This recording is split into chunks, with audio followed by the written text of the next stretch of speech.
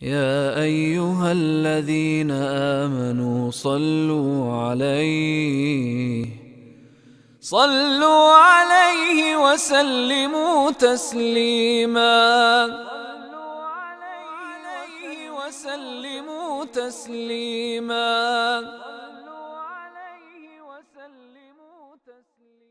ابو ہریرہ رضی اللہ عنہ سے روایت ہے کہ رسول اللہ صلی اللہ علیہ وسلم نے فرمایا، جو شخص اللہ کی راہ میں جوڑا خرچ کرے گا اسے جنت میں پکارا جائے گا کہ اے اللہ کے بندے، یہ وہ خیر ہے جسے تیرے لیے تیار کیا گیا ہے. تو جو اہل صلاۃ میں سے ہوگا اسے صلاۃ کے دروازے سے پکارا جائے گا، اور جو اہل جہاد میں سے ہوگا اسے جہاد کے دروازے سے پکارا جائے گا، اور جو اہل صدقہ میں سے ہوگا اسے صدقہ کے دروازے سے پکارا جائے گا، اور جو اہل صیام میں سے ہوگا وہ باب ریان سے پکارا جائے گا. اس پر ابو بکر رضی اللہ عنہ نے کہا، میرے ماں باپ آپ پر فدا ہوں، اس کی کوئی ضرورت نہیں کہ کسی کو ان سارے دروازوں سے پکارا جائے، اس لیے کہ ایک دروازے سے داخل ہو جانا کافی ہے، مگر کیا کوئی ایسا بھی ہوگا جو ان سبھی دروازوں سے پکارا جائے گا؟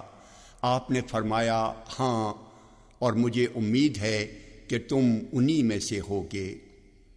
جامع tirmizi حدیث نمبر 3674. یہ حدیث صحیح ہے. جابر بن عبداللہ رضی اللہ عنہما کہتے ہیں کہ عمر نے ابو بکر رضی اللہ عنہ سے کہا، اے رسول اللہ صلی اللہ علیہ وسلم کے بعد سب سے بہتر انسان. اس پر ابو بکر رضی اللہ عنہ نے کہا، سنو، اگر تم ایسا کہہ رہے ہو تو میں نے رسول اللہ صلی اللہ علیہ وسلم کو فرماتے ہوئے سنا ہے، عمر سے بہتر کسی آدمی پر سورج طلوع نہیں ہوا. جامع tirmizi حدیث نمبر 3684. یہ حدیث صحیح ہے.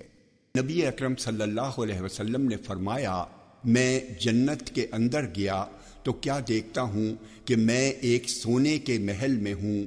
میں نے پوچھا، یہ محل کس کا ہے؟ فرشتوں نے کہا، قریش کے ایک نوجوان کا ہے. تو میں نے سوچا کہ وہ میں ہی ہوں گا. چنانچہ میں نے پوچھا کہ وہ نوجوان کون ہے؟ تو انہوں نے کہا، وہ عمر بن خطاب ہیں. جامع tirmizi حدیث نمبر 3688. یہ حدیث صحیح ہے.